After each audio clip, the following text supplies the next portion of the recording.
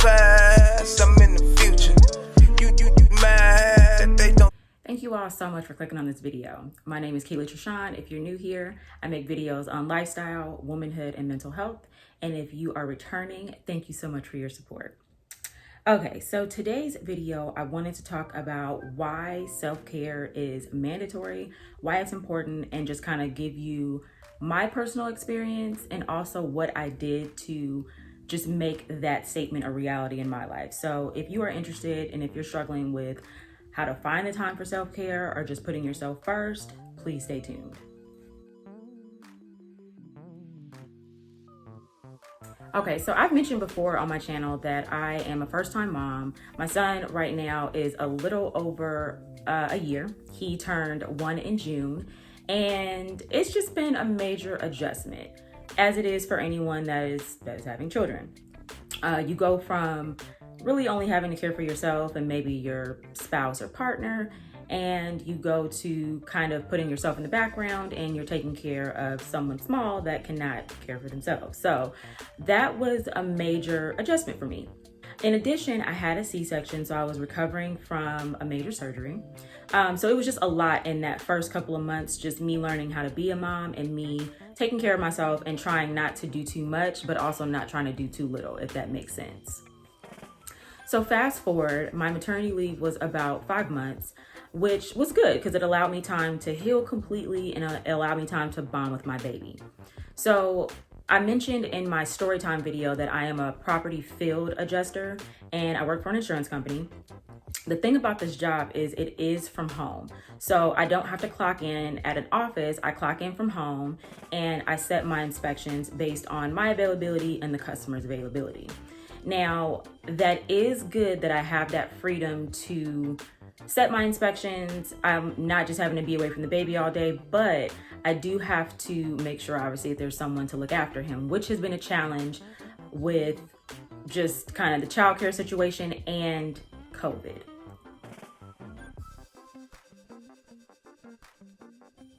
Okay, so I get back to work and everything is okay the first, I would say, month or two, with the exception of me just simply trying to get back into the swing of things. Everything is okay. I started to run into childcare issues little early on, and that obviously made things stressful. And then the job started to get really, really busy. So what I was noticing is that I was not really eating. I wasn't taking care of myself. And when I say not eating, like I would eat, but it was like very sporadic. Like between taking care of my son and taking care of work, sometimes I either just would not be hungry enough to eat lunch or breakfast, or I would forget or just simply just not have enough time. Like my lunch breaks became simply taking care of my child. So this went on for several months and it got to a point where I was just really, really unhappy. I was going to the gym prior to going back to work. I was going to the gym and getting my hour of just self-care time so I could just kind of go clear my head and also get back in shape, after having the baby. And that even became non-existent because I was doing so much overtime. So by the time I got off work, I wasn't about to now drive to the gym because I was tired and I also still had a child to take care of. Now, I do have to say that I live with my boyfriend. We obviously share childcare, but he works outside of the house. And so in the evening time, it was just challenging to have to leave, especially because I was breastfeeding, need to make sure he has enough milk before I go anywhere. It was just a lot.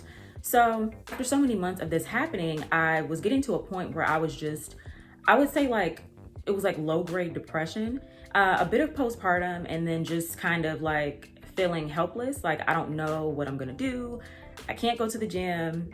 The gym ends up closing because of COVID. My child is very clingy, and I'm not like saying that as a bad thing. He's a baby and he should be. But it's not like a situation where I could just put him down and go do something for me. If no one else is here and it's just he and I, then he is looking to me to, entertain him. So just trying to get used to that and just, I would say probably feeling sorry for myself and not really knowing what to do began to take a toll. So things kind of hit ahead, I would say, maybe April of this year. I live in California, and they shut California down officially like mid-March. So any plans I had of going to the gym and just kind of getting back into the swing of things were out the window. And I was just home with the baby. I was home with the baby, and I just felt trapped to a certain extent. It's just like I just felt like I couldn't do this, I couldn't do that, couldn't do this, couldn't do that. But then in April, I was like, okay, am I going to allow this situation to just like destroy me, or am I gonna figure it out? Like, I keep complaining about how I want to lose the baby weight. I keep complaining about how I want to have time to do something for myself. I preach about self-care, and I'm not even practicing what I preach.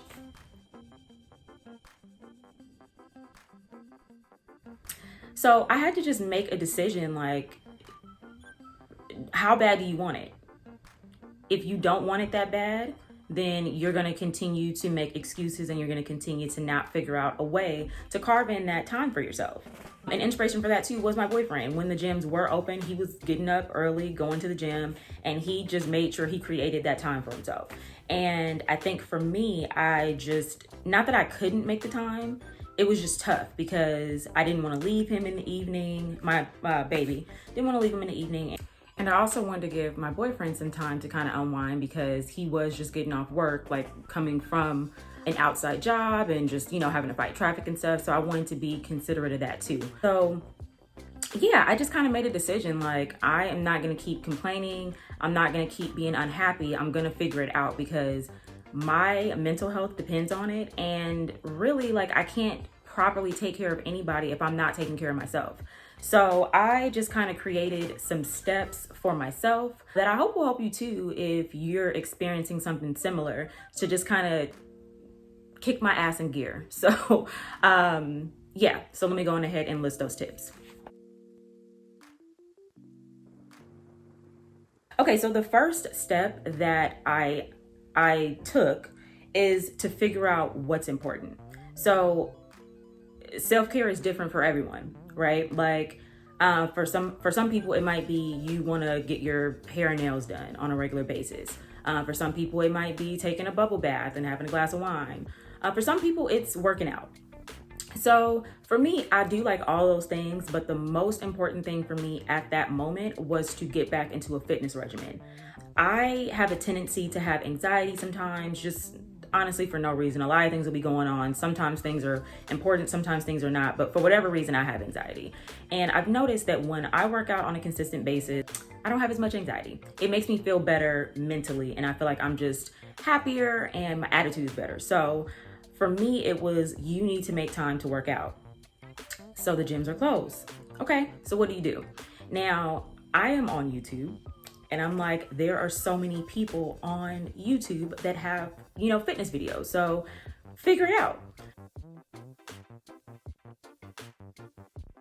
So for me, when I was going to the gym, I wasn't really going to use the machines. I was going for the classes. So I was taking Zumba, I would do kickboxing.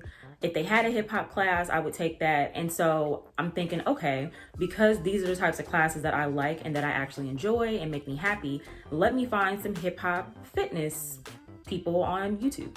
So that's what I did. I found two instructors that I really genuinely like, and these are my go-tos. I watched through some of the videos just to make sure that it was something that I actually liked, make sure that it was music that I liked, and something that I could keep up with. And those are my go-tos. The second step that I took was to find the time and commit to doing it.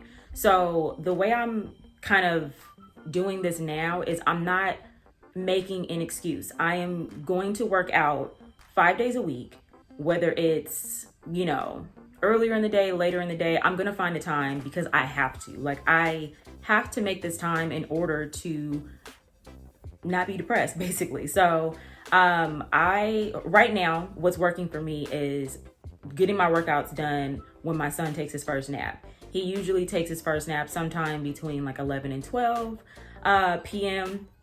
And so for me, that gives me time. That gives me about like a good hour to hour and a half to get in a good workout where I can sweat, I can feel good about myself. I can, you know, go and make myself a shake or make myself something to eat and just kind of have that time to work on me and do something that I enjoy. So then when he wakes up, I don't feel like I just missed the whole day. I feel like, okay, mommy had a chance to do something for herself. Now let's play, or let me get you together.